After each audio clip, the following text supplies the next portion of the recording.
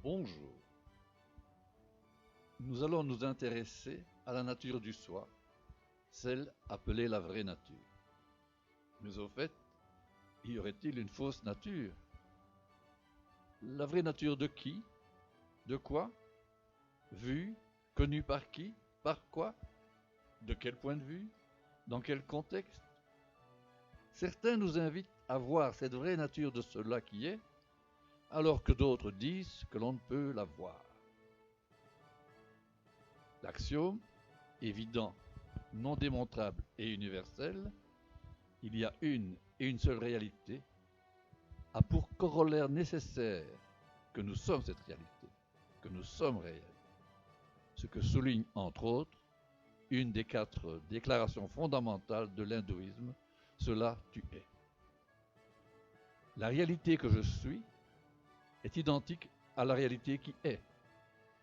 Et cette connaissance est évidente, spontanée. Bien que n'étant pas un objet, c'est elle qui qualifie tout objet de réel. Tu es cela implique que je suis est réalité, tout comme la conscience est réalité. Conséquence, je ne vois pas la réalité en soi parce qu'elle n'est pas un objet. Mais par la conscience, je perçois sa réalité, sa présence, dans les différentes perceptions d'objets externes et internes à mon individualité. Redisons-le encore une fois, la réalité étant une, rien n'est différent d'elle, rien n'est autre qu'elle. Mais admettons que notre incapacité actuelle à nous libérer des attachements de notre individualité nous empêche non pas de concevoir avec notre mental que nous sommes cela, la réalité, mais de réaliser, de vivre effectivement cette identité. L'objectif de la pratique spirituelle est cette réalisation. Soyons réalistes. Comme la conscience est réalité, ayons la joie de constater avec Alan Watts que chaque conscience n'est qu'une fenêtre par laquelle l'univers se regarde lui-même. Mais ajoutons de suite que chaque conscience est une porte ouverte vers la réalisation de l'identité avec le je suis, ce que je suis.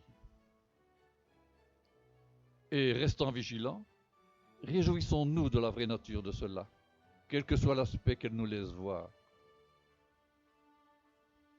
Si la réalisation spirituelle, l'éveil n'est pas pour tous, la réalisation de la vie est à la portée de chacun. Réalisation de vie qui peut se faire quelle que soit l'activité, fermier, artisan, boulanger, menuisier, enseignant, etc., tout en maintenant un lien conscient avec la réalité infinie, en s'appuyant, si besoin est, sur l'une ou l'autre doctrine spirituelle, en se faisant aider par l'échange avec d'autres engagés spirituellement. La vigilance, pratiquée avec persévérance, est la clé. Et pratiquez-la selon la manière qui convient à votre vraie nature, telle qu'accomplie actuellement. Méditation, concentration, prière, pratique ritualisée ou toute autre façon.